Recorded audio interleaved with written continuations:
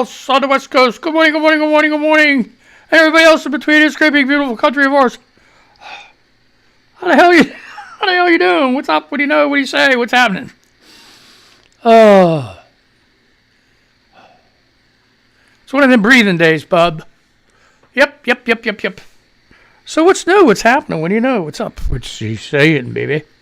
Oh, lordy. It's Tuesday. And I can't seem to catch my breath. I don't know. It's just a crazy day. Crazy, lazy day. I got like a little bit of gunk right in there and it just won't come up. Watch, right in the middle of the show, I have to be blah, blah, blah, blah, going all crazy and shit. So, I don't know. Hey, I got a lot of shit to do. I don't know if I'll be here the rest of the week or not. It's reports week. We have to do our reports to pay the artists on Mon Valley Radio, give them their royalties.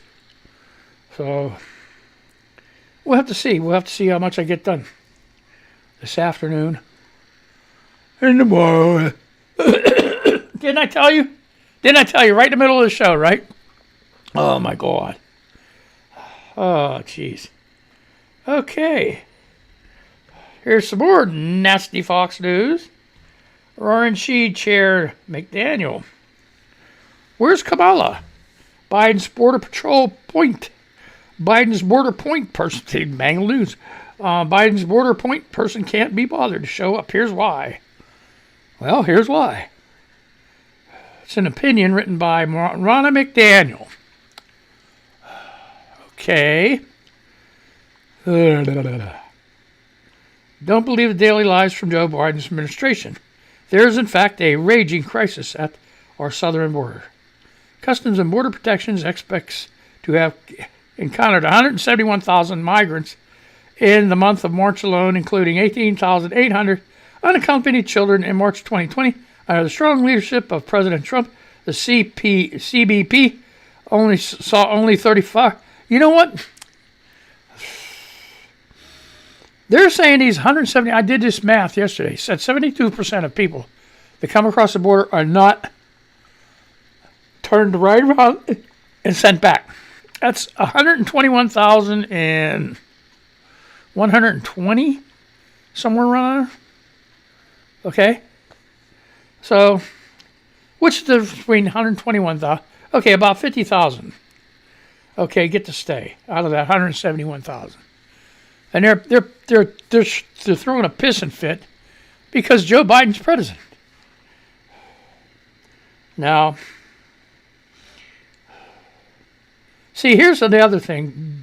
President Trump started this, and people don't realize that what's going on with these unaccompanied minors, right?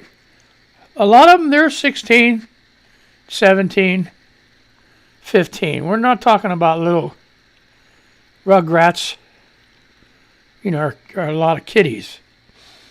And here's the other reason why a lot of them are coming over, because they already knew that Trump was separating the parents from the children.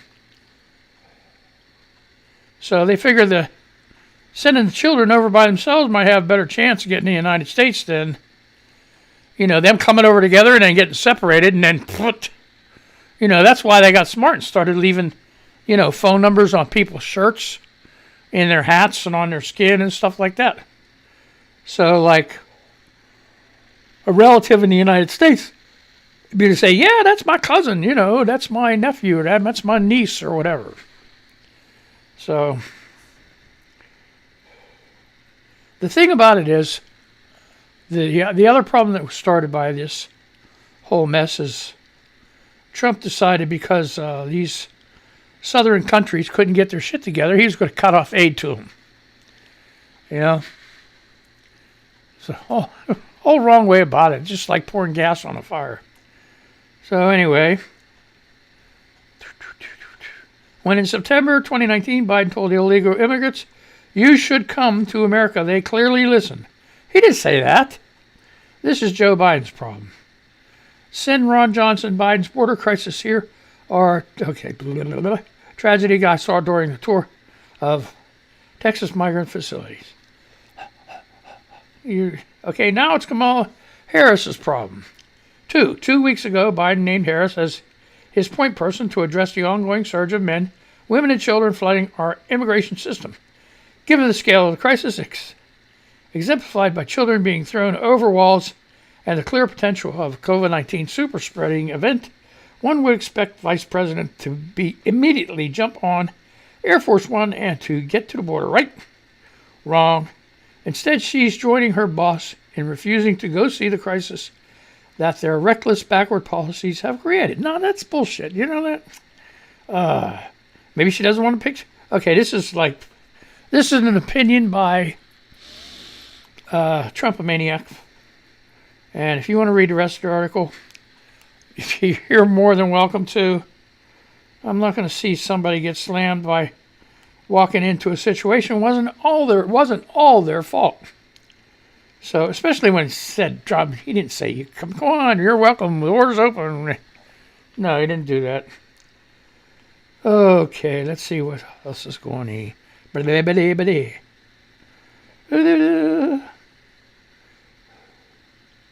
Uh-oh, here we go. Things are escalating. Forbes, 4 hours ago. China just practiced its wartime bomber encirclement of Taiwan. If China ever makes good on decades of threats and posturing and attacks Taiwan, Chinese hackers, rocketeers, and bomber crews likely would fire the first shots. Initiating, hear me, Mao. It says, hear me, Mao.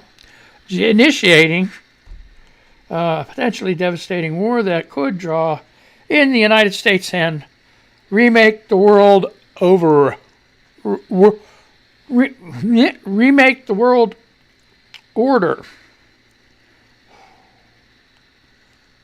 Only 7 minutes in, folks. Okay, let's do this.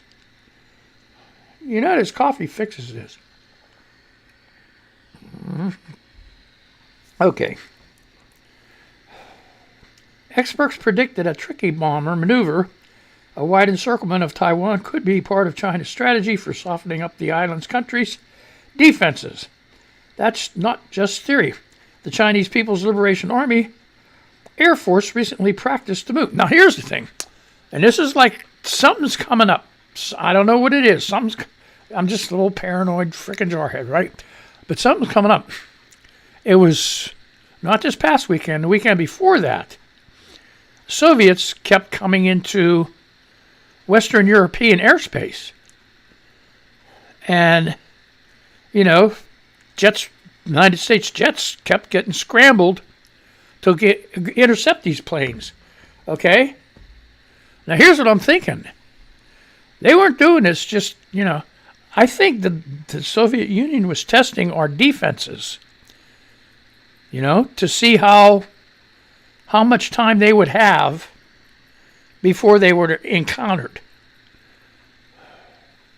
Because what they would do as soon as the scrambled jets, American jets or Western European jets would encounter them, they would turn around and no problem be escorted back over to their own country.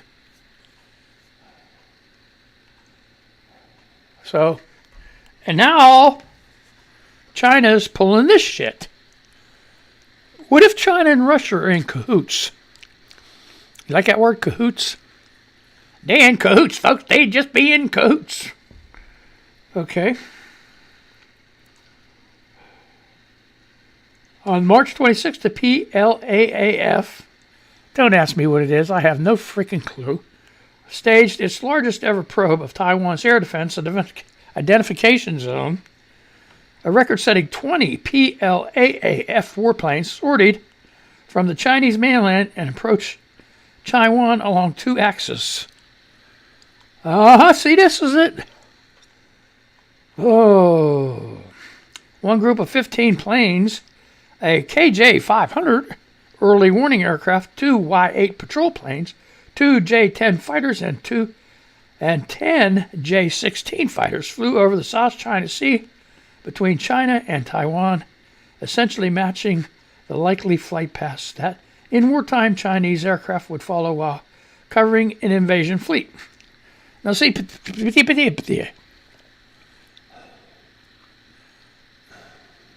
now here's the thing. Maybe they're doing their own defensive war games stuff just to be, but they are fighting with Taiwan about bullshit over there. So, but they could be just like, South Korea. Trump stopped the war games in South Korea because he liked Kim Jong-un, and then Biden took office. They started to back up again. And Kim Jong-un, his sister, said, hey, knock that shit off. Well, here's the thing. Where's Kim Jong-un? Anybody know where he's at? Because it seems like his sister's doing all the talking now. So, and them showing pictures of him prancing around, I don't know. I think they might be old film. Stand him up and put a New York Times in front of him with the date on it so we know it's recent.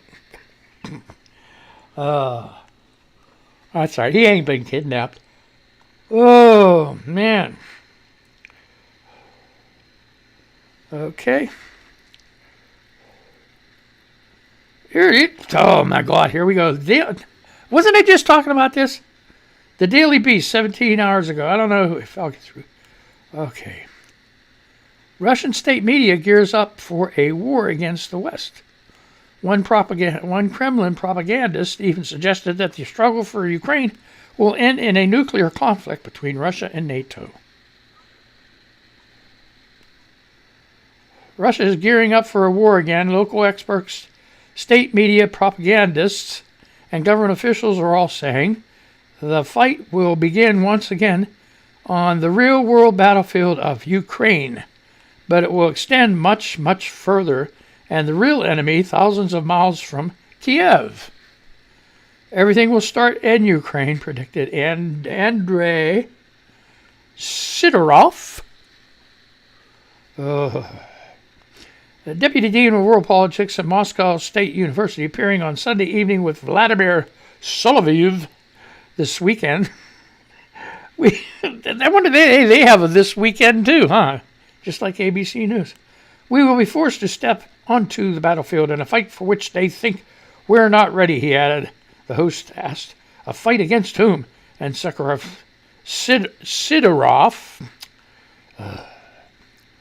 clarified, against the collective West. Man.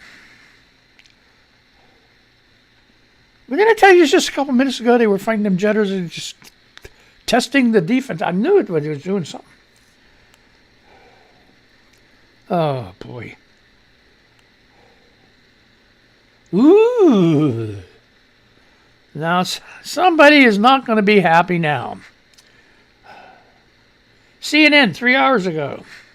Nearly 28 tons of cocaine seized after police access encrypted network. CNN police in Belgium, oh, well, that's people in Belgium, they're not going to be happy, say they have seized about almost 28 tons of cocaine with a street value of 1.4 billion euros, 1.65 billion, after gaining access to an encrypted phone network used by criminals. In the 6 weeks since February 20th, police seized 27.64 tons of cocaine in the port of Antwerp. How exciting. Including a record shipment of almost 11 tons overnight from 2nd and 3rd of April, said Belgian federal police in a statement Monday. Police specialists gained access to encrypted messages from an encrypted messaging service called Sky ECC, which revealed detailed information about cocaine shipments, said the statement. Boy, technology. So, uh-oh. Here we go. This is from ZeroHedge.com, April 4th, 2021. 2 days ago. They said it. Does Fox the only ones that label who wrote their shit? Must be. I don't know. Halfway there, folks. You don't have to worry about it. Halfway there. Halfway there. Just suffer a little bit more. You folks on the radio, I can't believe it. You put up with a lot of shit, don't you? More than 1,100 pounds of methamphetamine hidden in shipments of concrete tiles were intercepted in March by federal agents in Miami, leading to the arrest of 6 alleged Mexican cartel traffickers, officials said. The DEA, Drug Enforcement Administration, seizure of the crystal meth is the largest in Miami-Dade County history, according to the U.S. Attorney's Office. Oh, what? You see? There. That's the reason Florida's so screwed up.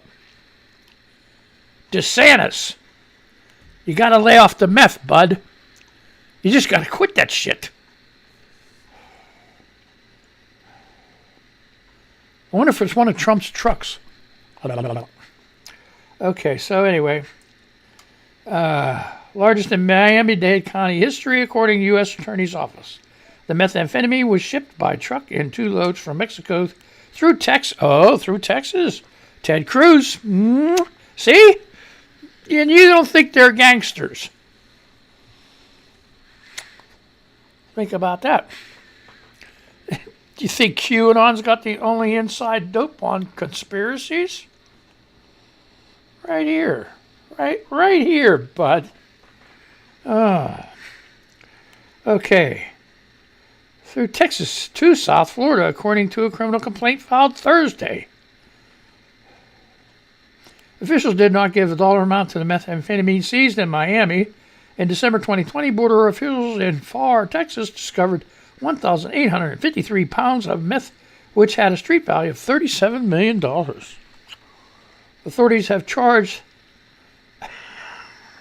Here we go. Oh, my God. Adalberto Fructuoso. Comparing Rodriguez. Why don't they just say Rod? Okay. Whose nickname is Fruto. Okay. The former mayor of... Fruto, the former mayor of Aguililla. I got to do my Spanish, you know. Aguililla, Mexico, and the reported leader of the United Cartels in Michoacán,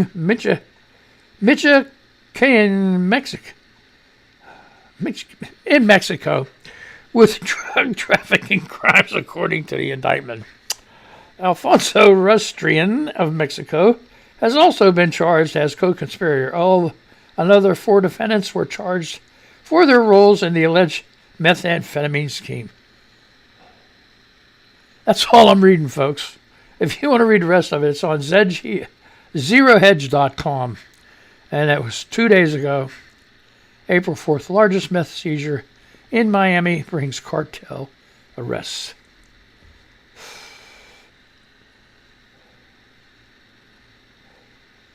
Okay, The Hill, 2 days ago, Bernie Sanders goes after Elon Musk for wanting to explore space. Okay.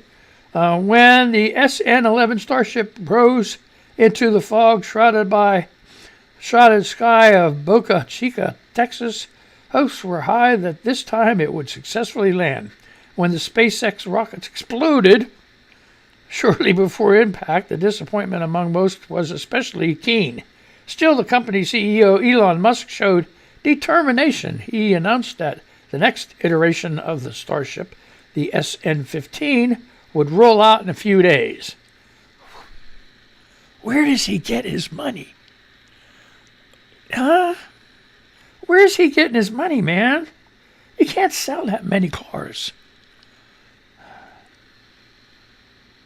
I don't know. However, a certain United States senator might hold a different view of the latest Starship failure. Musk triggered Senator Bernie Sanders with a 1-second tweet. A 1-second tweet. You ever see a 1-second tweet before? No, a 1-sentence tweet. about his space ambitions. I am accumulating resources to help make life multiplanetary and extend the light of consciousness to the stars. Musk has become the coolest capitalist alive, not only for his ambition to build a city on Mars. Maybe he knows something we don't, between the Chinese and Russians. Wants to build a city on Mars. Okay, but for creating a rocket company, SpaceX, to give that dream form. Sanders, the Democratic Socialist senator and twice failed presidential... Oh, wow. That's a kick in the balls. Twice failed presidential candidate. Was not impressed. Sanders could not be clearer in his desire to tax away all of the resources Musk and others are using to build and fly rockets and instead apply them to social problems. He may not know it, but he is part of a long unhappy tradition of people on the left who have taken shots at the space program and demanded that it be shut down to fund poverty programs. It was true during the Apollo era when some African-American civil rights activists protested the launch of Apollo 11. Plans for a post-Apollo space program that included an expedition to Mars, a moon base, a space station, and a space shuttle faced opposition from both the Nixon White House and the Democratic-controlled Congress. However, 50 years ago, political opposition to space exploration focused on NASA. Sanders opposes such activities. He opposes activities, okay. Such activities when carried out by a private citizen with his own money. He is keen to despoil wealthy Americans of their money and use it for purposes he favors, such as the Green New Deal and Medicare for all. Which, it all depends on how you look at it. Could be a noble cause. That's a noble cause. Wanting to help, Sure. Oh, no. Here we go, folks. This is terrible. NBC News 3 hours ago. Family sues after California man dies in taco eating contest. Let that soak in. 18-year-old Marshall Hutchings lawsuit filed Monday alleges his father, Dana Hutchings, was not made aware of the risks and danger involved in an eating competition. Fans arrive at... Why do they keep doing these names? Okay. Chuck Chanzy Park in Fresno, California on September 18, 2015. Eric Paul Zamora, the Fresno Bee,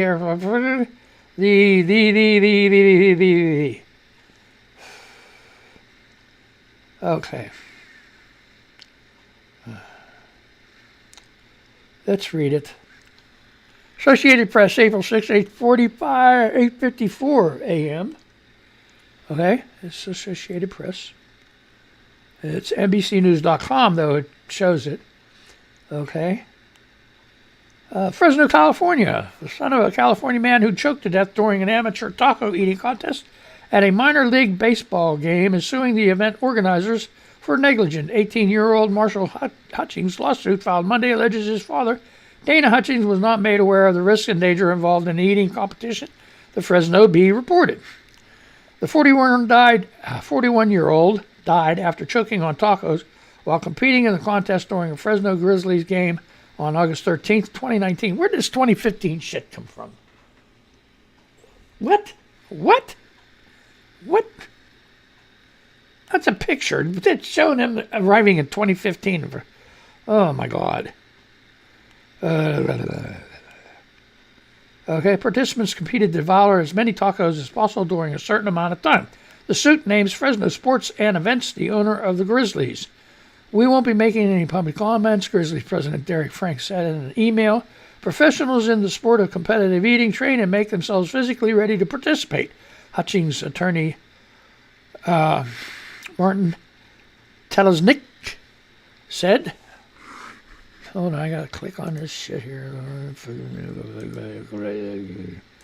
I know you people love me. I know you do. Let's keep going here. But that is not always present in an amateur eating contest. Telesnik said the conductors of this event should have made the risks known to the competitors and taken steps to protect them. I don't know. When you do one of these things, aren't you supposed to like sign a waiver or something? If I croak, it's not your fault. Maybe they screwed up and didn't even have them sign a waiver, huh? Oh, I love tacos, but I don't know if I would do a taco eating contest. Tacos, because you got the crunchy, but they got soft tacos too. So, I don't know. I have no clue. How about some, burritos? Yeah, some places make some damn good burritos now. Subway makes some big-ass burritos. So... I ain't even going there. What's Amy said? Amy Lynn says, Lynn Patton, former Trump official, has been fined $1,000 and has been banned from working in government for 48 months for violating the Hatch Act. Now, do the rest of those fuckers. Oh, excuse my language. I made it almost the whole show without saying the F word. This is not for kids. So, if you didn't get them out of the way, I'm sorry, kids. Go take a nap. Get your ass outside. It's nice out. Oh, excuse me.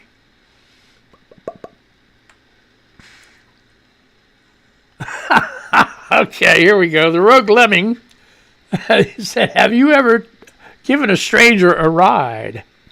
And Renee Libby says, depending on how you mean that. She is something else.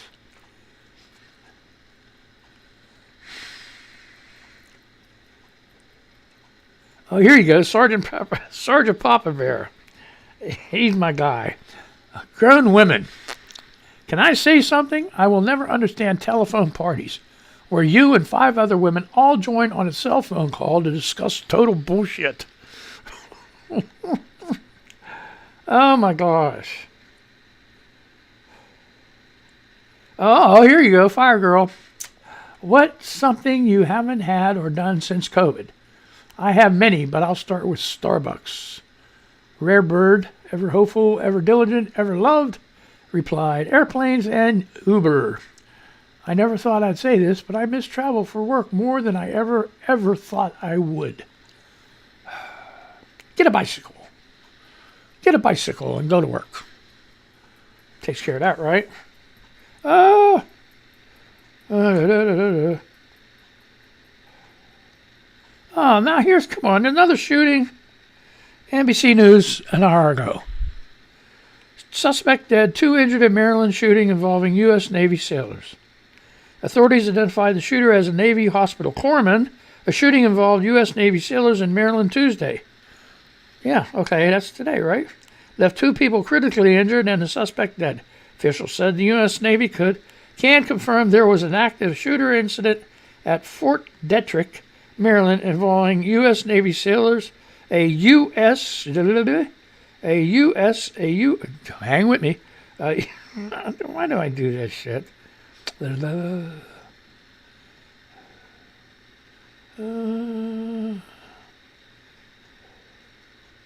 Oh, God. Okay, so anyway.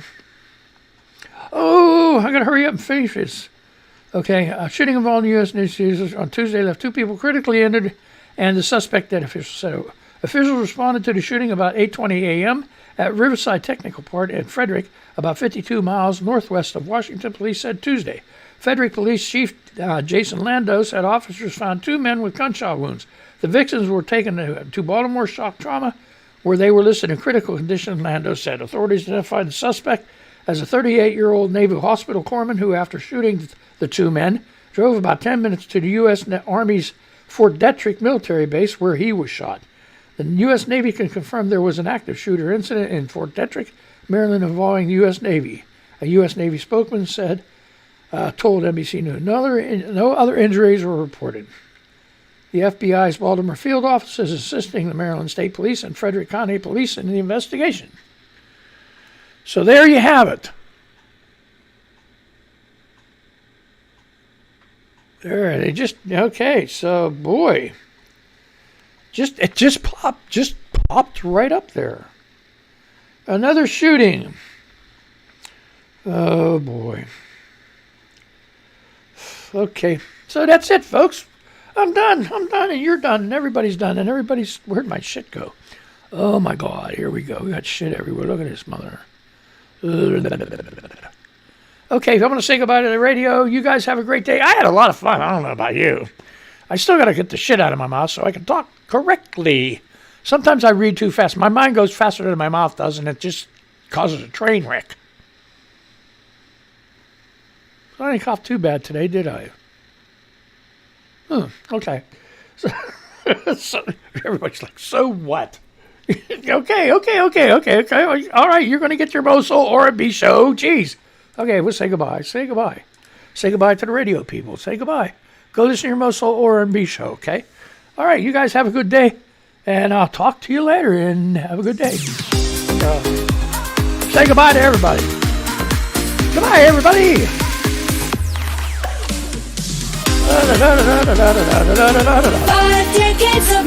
Hey, be careful, don't get that Rona. Mon Valley Radio. All right.